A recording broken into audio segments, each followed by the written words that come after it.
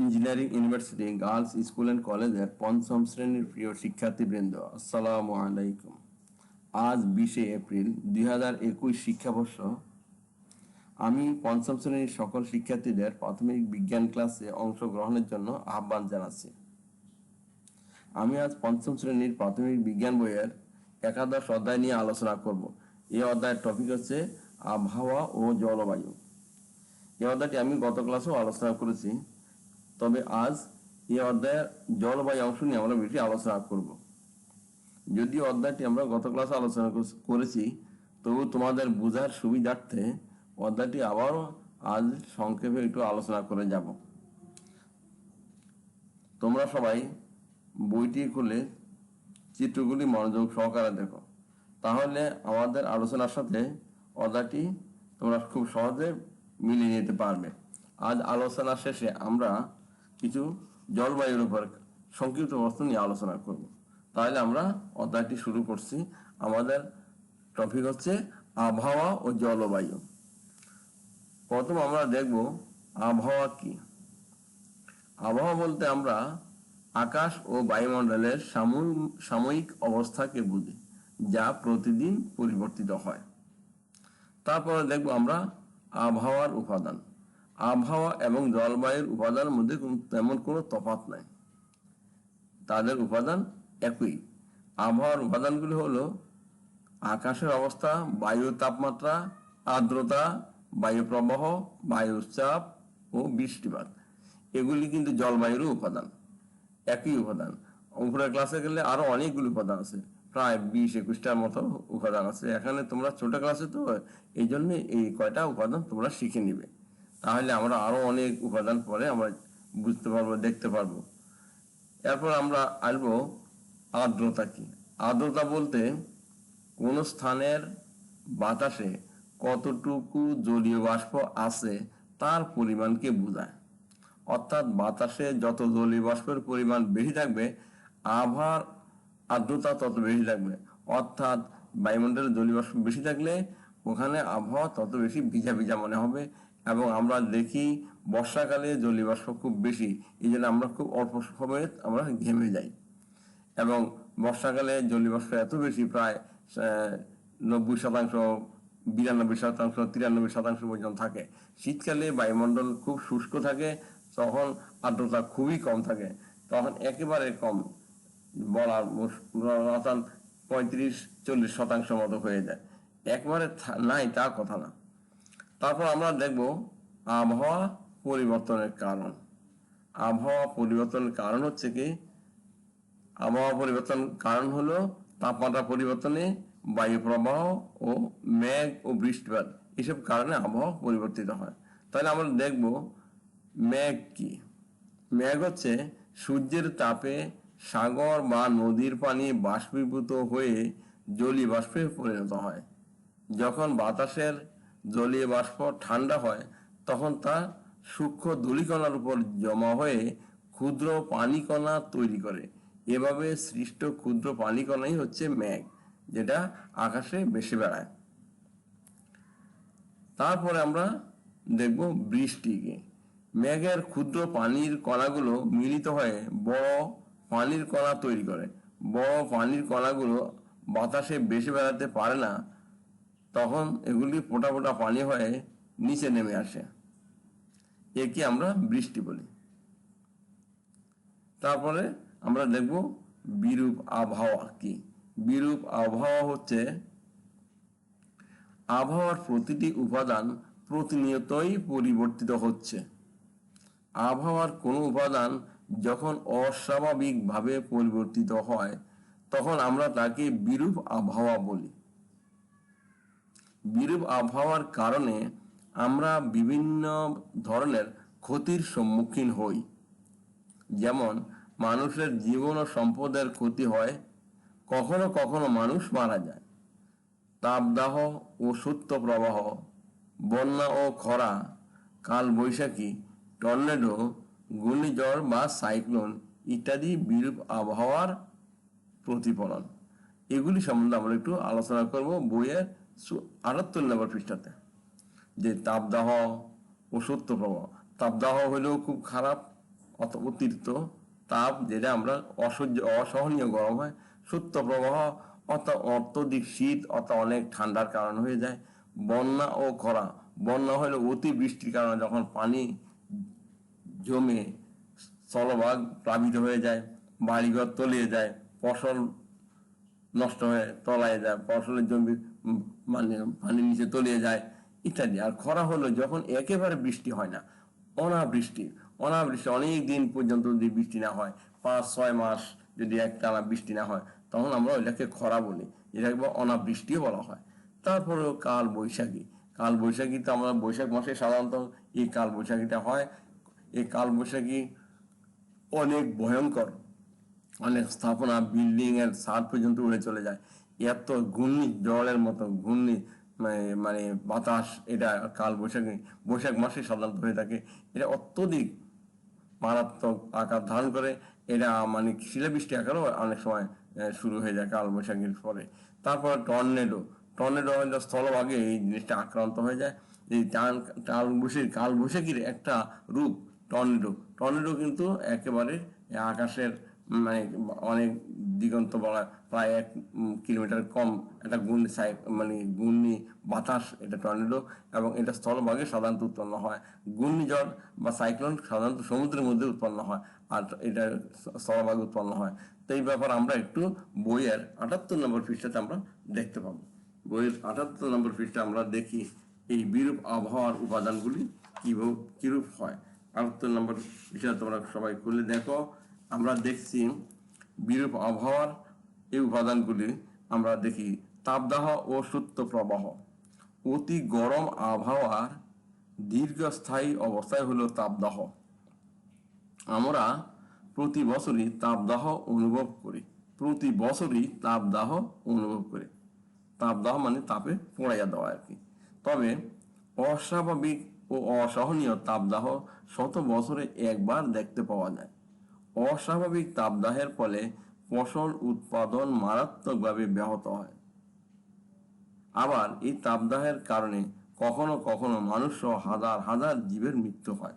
তাপদাহে সবকিছু পুড়ে ছাই হয়ে যায়, অর্থাৎ ফসল টসল সব নষ্ট হয়ে যায়। উত্তরের শুষ্ক ও শীতল বায়ু আমাদের দেশের উপর দিয়ে প্রবাহের ফলে শীতকালে তাপমাত্রা কখনো কখনো অস্বাভাবিকভাবে কমে যায়। এই অবস্থাই হলো সূত্র প্রবাহ। তবে উদ্ভিদ ও প্রাণীর জন্য অসহনীয় সূত্র প্রবাহ বাংলাদেশে খুব কমই দেখা যায়। আমাদের দেশে এরকম অসহনীয় সূত্র প্রবাহ খুবই কমই দেখা যায়। এটা সাধারণত উত্তর মেরু অঞ্চলে, অর্থাৎ সাইবেরিয়া অঞ্চলে, অর্থাৎ মানে ইউরোপ মহাদেশের রাশিয়াতে সবচেয়ে বেশি এই শীত প্রধান দেশ, ওখানে বেশি সূত্র প্রবাহ, ওখানে বেশি লোক এই শীতে মারা যায়। চীনও অনেক সূত্র প্রবাহ দেখা যায়। ভারতে অনেক পর্বতমালা আছে, ভারতেও এরকম সূত্র প্রবাহ খুব দেখা যায়। তাপমাত্রা 0 ডিগ্রি সেলসিয়াস তাপমাত্রার নিচে নেমে যায়। তারপরে আমরা দেখব বন্যা ও খরা। বর্ষাকালে অর্থাৎ জুন থেকে সেপ্টেম্বর মাসে বাংলাদেশে 1/5 পানিতে তলিয়ে যায়। তবে ভয়াবহ বন্যার সময় বাংলাদেশের 2/3 পানির নিচে তলিয়ে যায়। বাংলাদেশের জলবায়ু ও ভূপ্রকৃতির কারণে এমনটি হয়ে থাকে। তারপরে আমরা দেখি খরা। অনেক লম্বা সময়ের শুষ্ক আবহাওয়া থাকলে খরা দেখা যায়। অস্বাভাবিক কম বৃষ্টিপাত ও উচ্চ তাপমাত্রাই হলো খরার কারণ। বাংলাদেশের উত্তর পশ্চিমাঞ্চলে খরা সৃষ্টি হয়। রাজশাহীর নাটোর, নওগাঁ এই অঞ্চলগুলিতে খরা বেশি দেখা যায়। এখানে আমরা চিত্রে দেখতেছি একটা বন্যার চিত্র, আর দেখতে আসে খরার চিত্র। অর্থাৎ খরায় মাটিটা ফেটে চৌচির হয়ে গেছে, গাছপালা সবকিছু শুকিয়ে গেছে, অর্থাৎ মাটি একেবারে শুকিয়ে একবারে মানে চৌচির হয়ে গেছে, অর্থাৎ পানির কোনো অস্তিত্ব দেখা যায় না। এরকম অবস্থায় এখানে কোনো ফসল তো যাই ছিল সব শুকিয়ে জ্বলে পুড়ে শেষ হয়ে গেছে। আর এই পাশে বন্যাতে এখানে বিভিন্ন নৌকা টোকার চিত্র দেখা যাচ্ছে। এখানে বন্যা তো সম্পূর্ণ কিছু তলিয়ে যায়। বন্যা এবং খরা সম্পূর্ণ উল্টো জিনিস। এবার আসো আমরা কাল বৈশাখী। গ্রীষ্মকালে বা আমাদের দেশে যে বজ্র ঝড় হয় তাই কালবৈশাখী নামে পরিচিত। বজ্র ঝড় অর্থাৎ বজ্রপাতের ফলে শিলা বৃষ্টি হয়, এই সময় যে ঝড়টা হয় এটাকে আমরা কালবৈশাখী নামে পরিচিত। এখন তো আমাদের এপ্রিল মাস, অর্থাৎ এই সময় গ্রীষ্মকাল, এই গ্রীষ্মকালেই ঝড়টা বেশি হয়। স্থলভাগ অত্যন্ত গরম হওয়ার ফলেই কালবৈশাখীর সৃষ্টি হয়। সাধারণত বিকেল বেলায় কালবৈশাখী ঝড় বেশি হয়। এই ঝড় সর্বোচ্চ 20 কিলোমিটার এলাকা পর্যন্ত বিস্তৃত হতে পারে। সঞ্চারণশীল ধূসর মেঘ সোজা উপরে উঠে গিয়ে জমা হয়। পরবর্তীতে এই মেঘ ঘনীভূত হয়ে ঝড়ো হওয়া, ভারী বৃষ্টি, বজ্র বৃষ্টি, শিলা বৃষ্টি ইত্যাদি সৃষ্টি করে। এটাই হচ্ছে কালবৈশাখী। তারপরে আমরা দেখব টর্নেডো কি।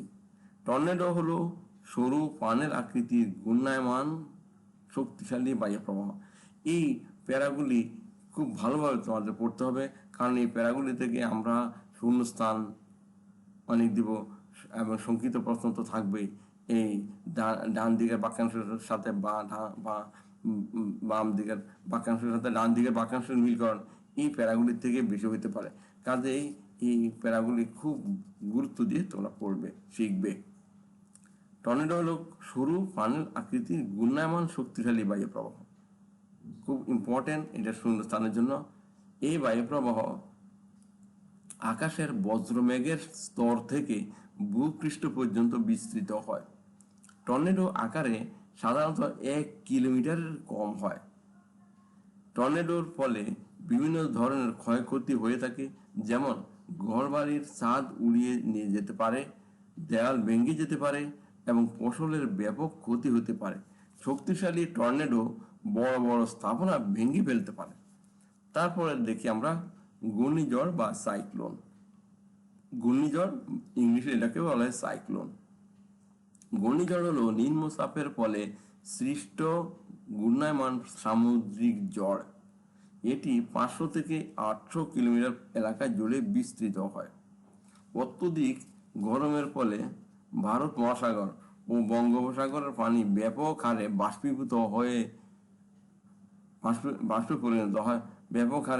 পরিণত হয়। এর ফলে ওই সকল স্থানে সৃষ্ট নিম্নচাপ থেকে তৈরি হয় ঘূর্ণিঝড়। ঘূর্ণিঝড়ের সময় দমকা হাওয়া বইতে থাকে ও মুষলধারে বৃষ্টি হতে থাকে। কখনো কখনো ঘূর্ণিঝড়ের ফলে জলোচ্ছ্বাসের সৃষ্টি হয়। ঘূর্ণিঝড়ের ফলে সৃষ্ট জলোচ্ছ্বাস লোকালয়ে প্লাবিত হয়ে ব্যাপক ক্ষতি করে। মাঝে মাঝে জলোচ্ছ্বাসের ফলে সমুদ্র উপকূলবর্তী অঞ্চলে তীব্র জোয়ারের সৃষ্টি হয় এবং সবকিছু ভাসিয়ে নিয়ে যায়।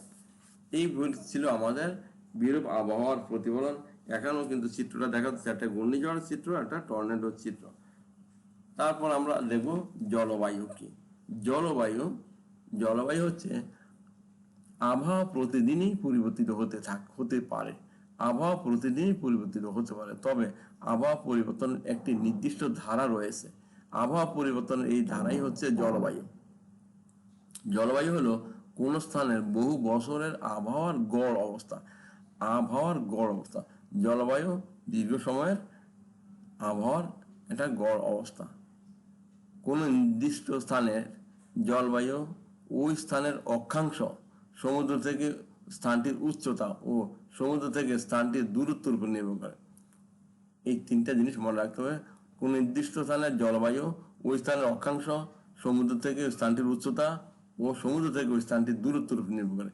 এই তিনটে উপাদানের উপর নির্ভর করে। আর অক্ষাংশ হলো বিষুব রেখা থেকে কোন স্থানের দূরত্ব। অক্ষাংশ হলো বিষুব রেখা থেকে কোন স্থানের দূরত্ব। বিষুব রেখার নিকট সূর্য খাড়াভাবে কিরণ দেয়, ফলে বিষুব রেখার কাছাকাছি ভূপৃষ্ঠের কোন স্থান সবচেয়ে বেশি গরম হয়। এটা আমাদের দক্ষিণাঞ্চল আফ্রিকা মহাদেশ এবং আমাদের উত্তরাঞ্চলের ইউরোপ মহাদেশে এই সূর্যের খাড়াভাবে কিরণ দেওয়ার এটা খুব ভিন্ন। আফ্রিকা মহাদেশ উপরে এটা বিষুবরেখার খুব কাছাকাছি, যেন ওখানে সূর্য খাড়াভাবে কিরণ দেয়, আর উত্তর এলাকায় সূর্য তীর্যকভাবে পড়ে এবং মানে সূর্যের তাপ খুব কম হয়। তো যাই হোক, এবার আমরা আসবো বাংলাদেশের জলবায়ু। বইয়ের 74 নম্বর পৃষ্ঠাতে আমরা বাংলাদেশের জলবায়ু সম্বন্ধে একটু দেখতে পাবো। দেখি আমরা জলবায়ুটা কি। তো জলবায়ু, বাংলাদেশের জলবায়ু সম্বন্ধে পুরোপুরি আমরা ডিটেলস এখানে দেখতে পাইনি। আমরা চতুর্থ শ্রেণীতে জলবায়ু সম্বন্ধে অনেক ডিটেলস আমরা পেয়েছি। তো এখানে এই জলবায়ুটা একটু সংক্ষেপ আছে। তোমরা বইয়ের ক্লাস 4-এর জলবায়ুর অংশটা দেখলে ভালোভাবে আরও পড়তে পারবে। তো বাংলাদেশের জলবায়ু সম্বন্ধে ওখানে ডিটেলস অনেক কিছু আছে। তারপর আমরা দেখি এখানে 74 নম্বর পৃষ্ঠায় আমরা দেখছি কোন স্থানের আবহাওয়া পরিবর্তনের নির্দিষ্ট ধারাই হলো জলবায়ু। জলবায়ু হলো কোন স্থানের বহু বছরের আবহাওয়ার গড় অবস্থা। তাই বছরের কোন সময়ের আবহাওয়া কেমন হতে পারে তা আমরা পূর্ব অভিজ্ঞতা ও জলবায়ুর ধারণা থেকে অনুমান করতে পারি। যদিও আমাদের অনুমান সবসময় সঠিক নাও হতে পারে, কারণ আবহাওয়া সবসময় পরিবর্তনশীল। আবহাওয়া জলবায়ুর মধ্যে ঘনিষ্ঠ সম্পর্ক রয়েছে, তবে আবহাওয়া ও জলবায়ু এক নয়।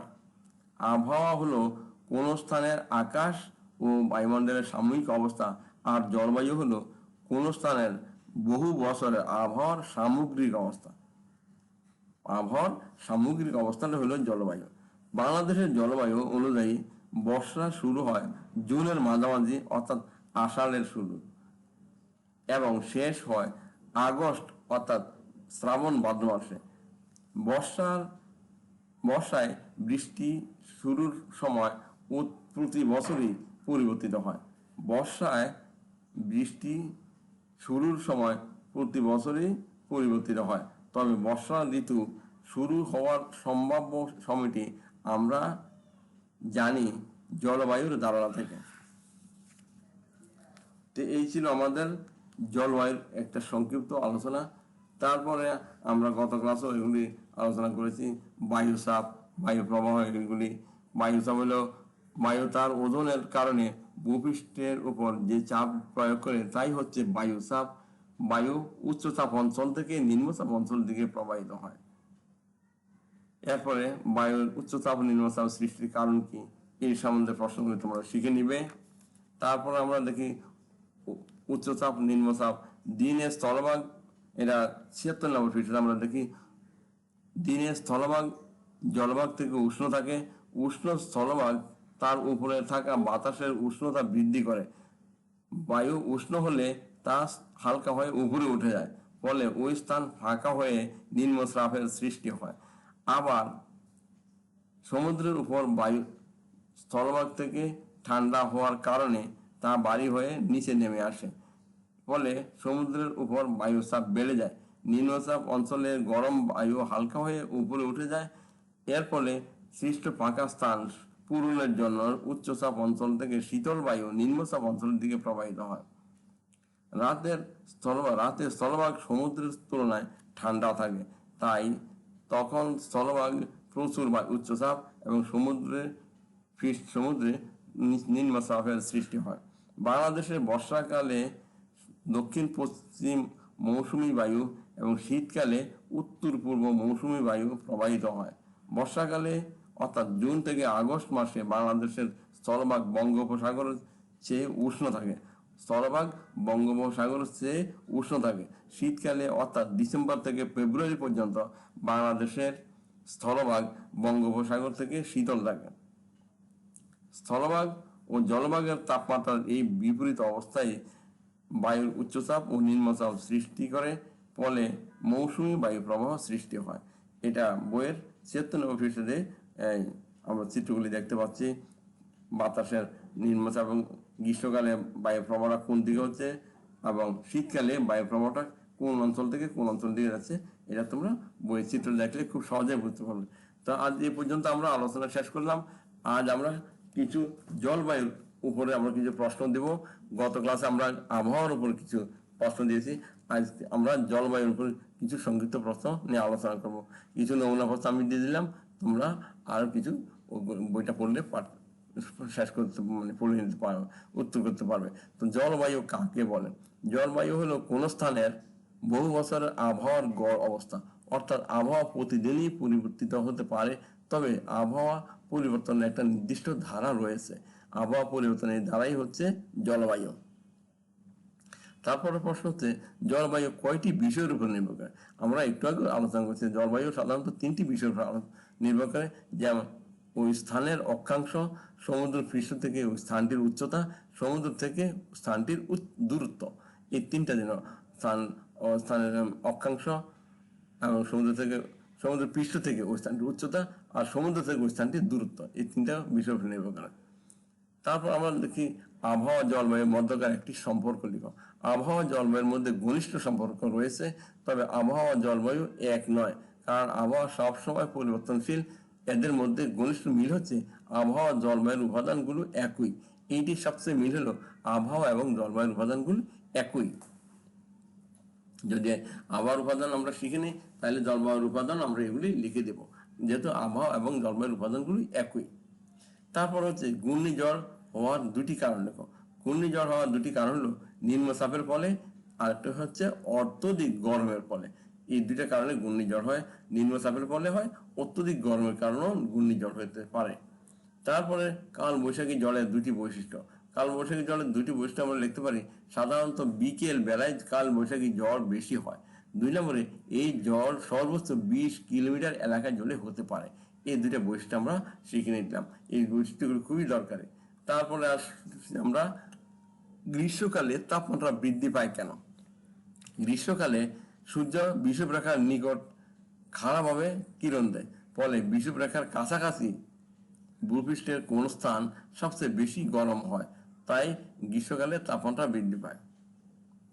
তারপর প্রশ্ন হচ্ছে বাংলাদেশের কৃষিতে দক্ষিণ পশ্চিম মৌসুমী বায়ু কেন গুরুত্বপূর্ণ। বাংলাদেশের দক্ষিণ পশ্চিম মৌসুমী বায়ু বঙ্গোপসাগর থেকে প্রচুর জলীয় বাষ্প নিয়ে আসে, যা ঘনীভূত হয়ে বৃষ্টিপাত ঘটায়। আর বৃষ্টিপাত বাংলাদেশের কৃষি উৎপাদনের ক্ষেত্রে আশীর্বাদ স্বরূপ। তাই দক্ষিণ পশ্চিম মৌসুমী বায়ু বাংলাদেশের কৃষির জন্য অত্যন্ত গুরুত্বপূর্ণ, যেহেতু এটা খুব আশীর্বাদ। এই জন্য কৃষিতে দক্ষিণ পশ্চিম মৌসুমী বায়ু খুবই গুরুত্বপূর্ণ। তারপর আমরা দেখি বাংলাদেশের জলবায়ু কেমন। বাংলাদেশের দক্ষিণ পশ্চিম মৌসুমী বায়ু বঙ্গোপসাগর থেকে প্রচুর জলীয় বাষ্প নিয়ে আসে বলে বাতাসে জলীয় বাষ্পের পরিমাণ বেশি থাকে। এ সময় আমরা খুব সহজেই ঘেমে যাই। এই জলবায়ু হচ্ছে আর্দ্র। আবার উত্তরের হিমালয় থেকে আসা শীতল বাতাসে জলীয় বাষ্পের পরিমাণ কম থাকে বলে আমরা শুষ্ক অনুভব করি। তাই বাংলাদেশের জলবায়ু উষ্ণ ও আর্দ্র এই 2 ধরনের হয়ে থাকে। বাংলাদেশের উষ্ণ আর্দ্র, উষ্ণ জলবায়ু বছর খুব কম সময় অর্থাৎ প্রায় 3 মাসের মতো থাকে, আর আর্দ্র যেটা মৌসুমী বায়ু দক্ষিণ পশ্চিমাঞ্চল থেকে আসে এটা প্রায় 9 মাসের মতো প্রবাহিত হয়। তাইলে আমরা উষ্ণ আর্দ্র 2 ধরনের জলবায়ু আমরা বাংলাদেশে দেখতে পাই। তারপর আসছে আমাদের খরার কারণগুলো কি কি। খরার কারণগুলো হলো অনেক লম্বা সময় ধরে শুষ্ক আবহাওয়া বিরাজ করা। 2 নম্বরে দীর্ঘ সময় ধরে অস্বাভাবিক কম বৃষ্টিপাত হওয়া। 3 নম্বরে হচ্ছে অনেক দিন যাবৎ উচ্চ তাপমাত্রা থাকা। এগুলি হলো খরার কারণ। খরার কারণগুলি আমরা দেখি অনেক লম্বা সময় ধরে শুষ্ক আবহাওয়া বিরাজ করা। 2 নম্বরে দীর্ঘ সময় ধরে অস্বাভাবিক কম বৃষ্টিপাত হওয়া। 3 নম্বরে অনেক দিন যাবৎ উচ্চ তাপমাত্রা থাকা, উচ্চ তাপমাত্রা বিরাজ করা, এরকম আর কি। তারপরে আমরা আবহাওয়া জলবায়ুর 2টি পার্থক্য লিখতে পারি। আবহাওয়া জলবায়ু হচ্ছে এভাবে টেবিল করে লিখতে হবে।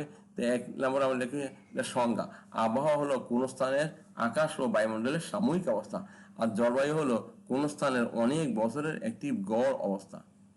আবহাওয়া অল্প সময়ের মধ্যেই পরিবর্তন হয়, আর জলবায়ু পরিবর্তন হতে অনেক সময় লাগে। খুব সহজ এই পার্থক্যগুলো তো খুব ভালোভাবে শিখে নেবে। তারপরে আমরা কিছু বাড়ির কাজে কিছু সংক্ষিপ্ত একটা প্রশ্ন দিলাম। এগুলো হচ্ছে খরা কাকে বলে, বন্যা কি, বিরূপ আবহাওয়া কি, সাইক্লোন বা ঘূর্ণিঝড় কি, বায়ুতে জলীয় বাষ্পের পরিমাণ অনেক বেড়ে গেলে কি হতে পারে। তো এগুলি কিন্তু অধ্যায়টা পড়লে খুব সহজে তোমরা অ্যান্সারগুলি তৈরি করতে পারবে। তার যে পর্যন্ত এখানে আলোচনা শেষ করলাম। সবাই ভালো থাকো, সুস্থ থাকো এবং করোনা ভাইরাসের প্রাদুর্ভাব থেকে মুক্ত থাকার জন্য পুষ্টিকর ও সুষম খাদ্য খাও, পরিমিত ঘুমাও, সাথে পড়াশোনাও চালিয়ে যাও। এই মঙ্গল কামনা আজ এখানেই শেষ করছি। খোদা হাফেজ।